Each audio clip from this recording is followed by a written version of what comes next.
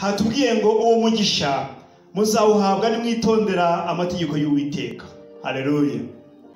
Ukumvira icyo Imana ikubwira, ukumvira ubushake bw'Imana, ukumvira gahunda z'Imana, Imana irakwishimira, Imana ikaguha umugisha. Icyaka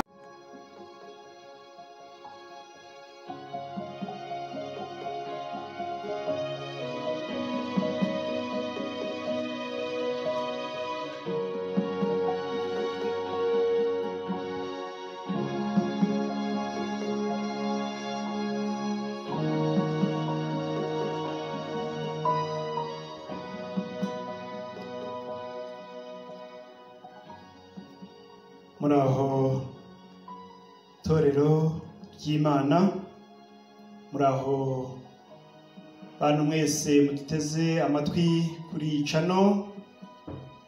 Uyu munsi ndongera kubasuhuza mu izina rya Yesu Kristo, amen. Nitwa Hakizimana Sylvestre, pastori w'itorero Anglikani ry'u Rwanda, diocese ya Cyangugu, abanyobora paruwase yitwa Gisuma. Uyu munsi nejejwe n'Imana yo kugira ngo dusange ijambo ry'Imana rigira riti: ni gute umuntu yakorera umugisha?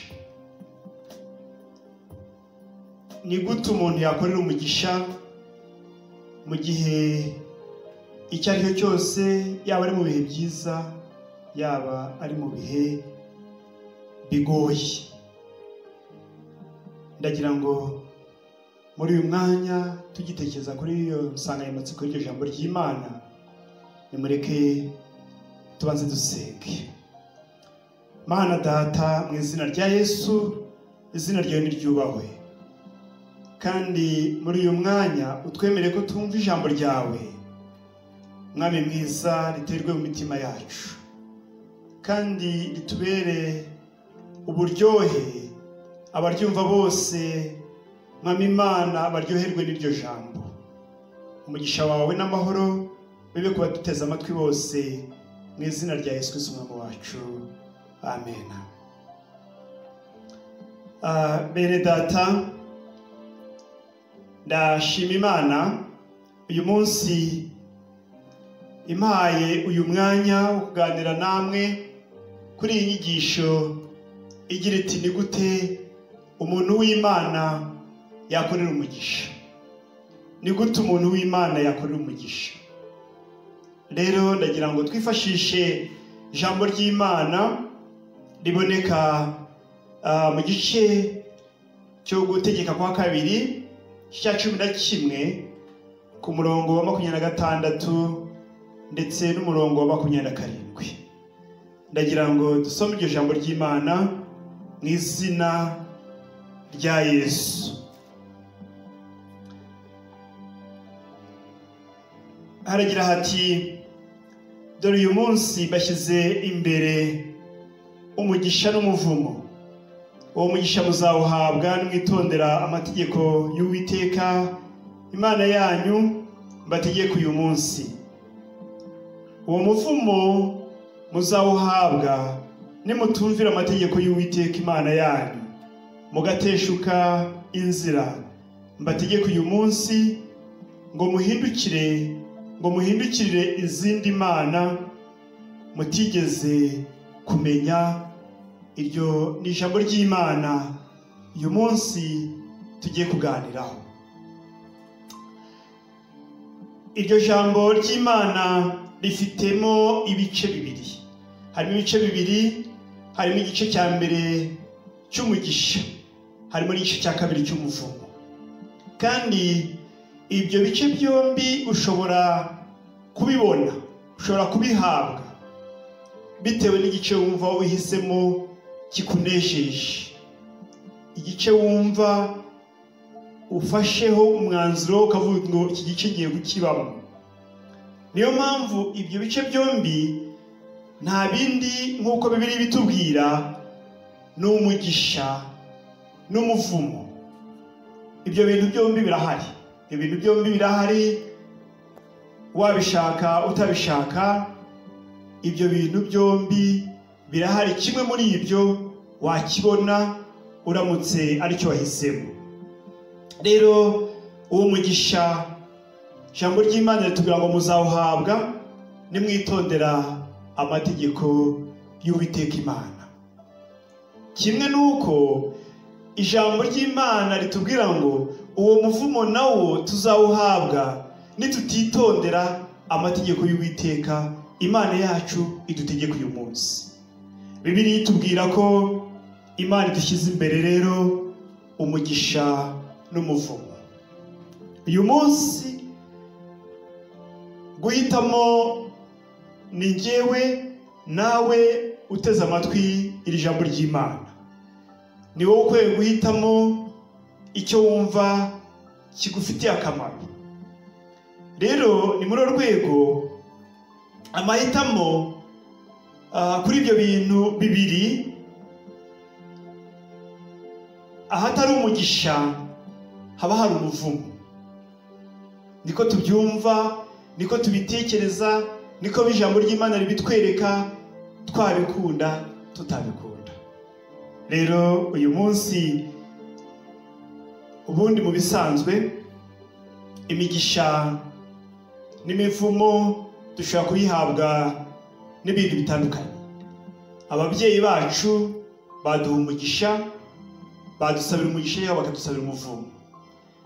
Abayobozi b'igihugu badusabira umugisha cyangwa badusabira umuvumo.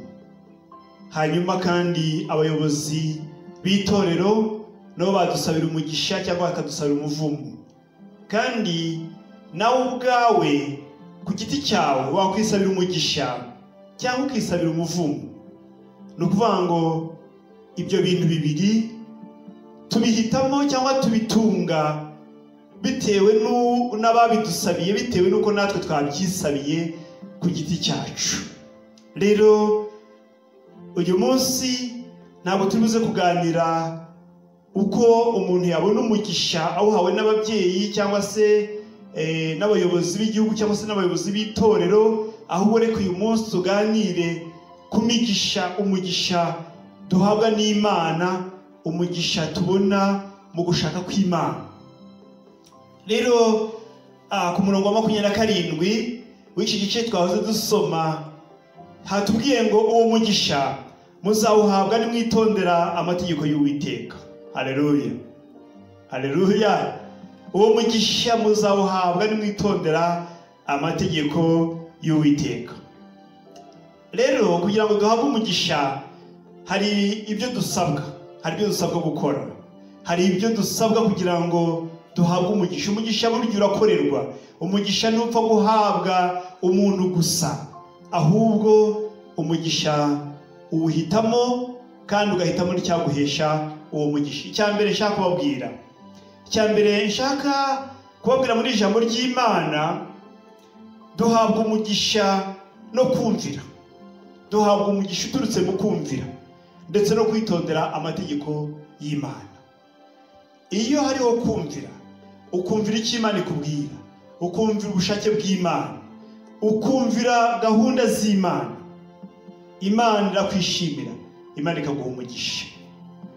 Icya kabiri, Imana iduhera imigisha mu bikorwa tuyikorera. Ibikorwa tuyikorera biba birimo na kwa kumvira. Mu bikorwa tuyikorera nabyo tuyiboneramo umugisha iyo Imana itubwira ngo mukundane urukundo rwa kivandimwe. Burya icyo gihe ni ibikorwa tuba dukorera Imana, kuko muri bya bikorwa byo gukundana nimwo hazamo n'ibikorwa by'urukundo, ibyo dukorera bagenzi bacu, ibyo dukorera itorero tubarizwamo, ibyo dukorera igihugu cyacu dutuyemo, ibyo dukorera imiryango tuvukamo. Ibyo byose nabyo biri mu biduhesha umugisha. Yesu wacu nashime.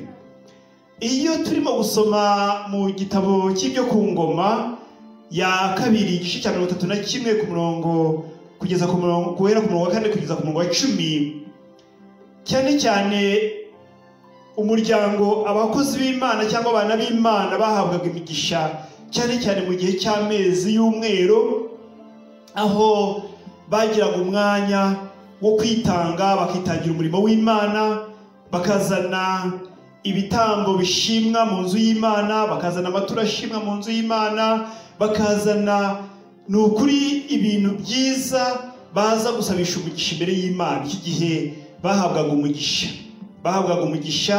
Hari ibyo rero icyo gihe Imana kenshi iduhera umugisha, cyane cyane mu gihe nayo ibona ko natwe dufite ibidutunze bihagije, cyane cyane mu gihe ibona ari igihe cy'umwero, igihe ibona natwe tunezerewe, dusarura, twumva twishimiye umusaruro Imana yaduhaye. Natwe igihe nibwo Imana ituvira iyo migisha, kubera ko natwe tuba dufite ibyo tuyikoreshereza, dufasha bagenzi bacu batishoboye, dufasha bagenzi bacu baje batugana, abashonje, tukabagaburira ko dufite ibyo tubagaburira. Icyo gihe rero Imana iduhera umugisha muri ibyo bintu. Icya gatatu Imana iduheramo umugisha, Imana iduhera umugisha mu kubana neza n'abandi. Kubana neza n'abandi mu itegeko ry'Imana, Bibiliya itubwira gukundana na bagenzi bacu, ngo nukunda mugenzi wawe nk'uko wikunda. Ni ukuvuga ngo hagati aha dutegetswe gukunda bagenzi bacu, kuko Yohana we mu rwandiko rwe yaravuze ngo nta wabasha gukunda Imana atabashe gukunda mugenzi we. Bityo rero itegeko ry'Imana kugira ngo duhabwe umugisha nuko dukundana na bagenzi bacu, tugakundana ubwacu, tugakundana na bagenzi bacu. Hari ikiganiro kimwe umusore umwe wo muri Bibiliya yagiranye na Yesu mu butumwa bwiza bwa Matayo cya 19 umurongo wa 16 na 19. Umusore w'umutunzi yasanze Yesu amubaza icyo yakora kugira ngo ahabwe ubugingo. Haleluya. Uyu munsi abantu iyo dushaka umugisha, iyo dushaka amahoro, iyo dushaka ubugingo, twibaza icyo twakora. Twibaza ngo twakora dute, twakora iki kugira ngo dushike kuri urwego. Uwo musore w'umutunzi asanga Yesu rero amubaza icyo yakora. Ese wowe urumva ushaka gukora iki? Urumva ushaka kubaza Yesu iki kugira ngo uzahabwe ubugingo buhoraho, uzahabwe umugisha n'Uwiteka? Urumva ni iki urimo gusaba Yesu? Yesu aramusaba iki? Yesu ntabwo yabuze igisubizo amuha, ahubwo Yesu yamubagiye icyo agomba gukora. Icya mbere yamusabye kubanza kumvira amategeko y'Imana. Noneho uwo musore w'umutunzi aramubaza ati se yigira nk'utayazi. Aramubaza ati ayo mategeko ni ayahe? Rimwe na rimwe rero abakristo, abantu dukunda rimwe na rimwe kwiyoberanya mu ijambo ry'Imana, tukiyoberanya ku ijambo ry'Imana, ntitwumvire icyo Imana itubwira, ntitwumvire ubushake bw'Imana. Uriya mutunzi nawe yarahawe misiyo, yarahawe gahunda yo gushishoza ngo abanze yumvire amategeko y'Imana, hanyuma ubundi abone kwegera Imana, kwegera Yesu amubaza icyo yakora. Ariko yigira nk'utazi ayo mategeko, yibwira yuko hagati aho ngaho atabasha kuyasobanukirwa, nayo yaba yarishe atayazi. Ariko Yesu arayamusobanurira, aramubwira ati ntukice. Haleluya. Aramubwira ati ntukice, ntugasambane, ntukibe, ntukabeshyere abandi. Uyu munsi ntacyo twireguza kubera yuko dufite ijambo. Uyu munsi dufite ijambo ry'Imana, ijambo rihorana natwe, ijambo rigomana natwe, cyane cyane ko ibyo dukora byose burya biri uruhande rwacu, tubana n'ibidukikije. Niyo mpamvu ibyo ari byo na Yesu nawe atangaho urugero cyane kugira ngo turusheho guhabwa umugisha. Yesu abwira uwo mutunzi ati ntukice, ntugasambane, ntukibe kandi ntukabeshyere abandi. Rero Imana kandi iduhera umugisha mu kubana neza n'ubuyobozi, kubana neza n'ubuyobozi ubwo aribwo bwose, bwaba ari ubuyobozi bwite bwa leta, bwaba ari ubuyobozi bw'itorero. Biradusaba nanone kumvira ubuyobozi. Imana ntabwo iduhera umugisha mu kugoma, tugomera ubuyobozi, tugomera itorero, tugomera leta. Ntabwo ari iduhera umugisha, ahubwo Imana iduhera umugisha mu kumvira. Cyane cyane iyo tubivuga cyane muri iki gihe turimo kurwana n'icyorezo cya coronavirus, biragaragara neza ko hari ingamba, hari amabwiriza atandukanye turimo guhabwa. Ayo mabwiriza nayo kugira ngo twirinde coronavirus, ariko nitutayumvira tuzatugomeye leta, hanyuma muri urwo rwego nitugoma bizaba bitunyanyije n'ubushake bw'Imana. Ariko mu rwandiko rw'Abaheburayo igice cya 13:17 haragira hati, mwumvire ababayobora, mubagandukire, kuko aribo b'amaso barinda imitima yanyu nk'abazayibazwa. Mubakorere kandi mubumvire, mukomeze gukundana urukundo rwa kivandimwe. Haleluya. Imana ishimishime cyane. Ibyo ni ibice bitatu Imana iduheramo umugisha wayo. Kumvira, kandi kumvira bizana umugisha. Rero kandi dusoza inyigisho yacu y'uyu munsi, cyane cyane bene data, ndabibutsa ko hari icyo intumwa Pawulo yandikiye Abakorinto mu rwandiko rwa kabiri rw'Abakorinto igice cya 9:6. Urwandiko rwa kabiri rw'Abakorinto igice cya 9:6 haravuga ngo umugisha, ariko ndavuga ibi ngo ubibanye azasarura bike, naho biba byinshi azasarura byinshi. Umuntu wese atange nk'uko abigambiriye mu mutima we, atinuba kandi adahatwa, kuko Imana ikunda umuntu utanga anezerewe. Amen. Yesu nashimwe. Kandi rero Imana ishobora kubasazaho n'ubuntu bwose, kugira ngo murusheho gukora ibyiza byose, mufite ibibahagije muri byose. Imana iduha umugisha. Pawulo nawe aratubwira yuko uko tubiba niko tuzasarura. Tubiba bikeya tuzasarura bike, tubiba byinshi tuzasarura byinshi. Uko tuvuga ubutumwa, uko tubwiriza abantu ngo bagere ku musaraba wa Kristo, natwe niko tuzahabwa umugisha. Kandi ibyo dukorera bagenzi bacu, urukundo dukunda bagenzi bacu, urukundo dukunda Imana, urukundo dukunda itorero, urukundo dukunda igihugu cyacu, ibyo bikorwa byose by'urukundo nimwe Imana izaduha umugisha. Nimwe Imana izaduhera umugisha. Imana yacu nihabwe icyubahiro. Ndagira ngo rero mbinginge ngo uyu munsi umuntu wese akwiye guhabwa umugisha. Umuntu wese afite uburenganzira bwo guhabwa umugisha, cyane cyane muri iki coronavirus dukwiye guharanira guhabwa umugisha. Ntabwo iki ari igihe cyo guta umugisha, ahubwo iki ni igihe cyo gukorera umugisha. Imana yacu nishimwe. Uwiteka abane namwe.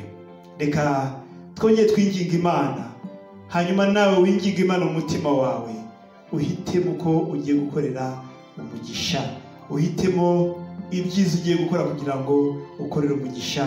Imana yacu nishimwe. Reka twubahe Imana, reka dusenge Imana.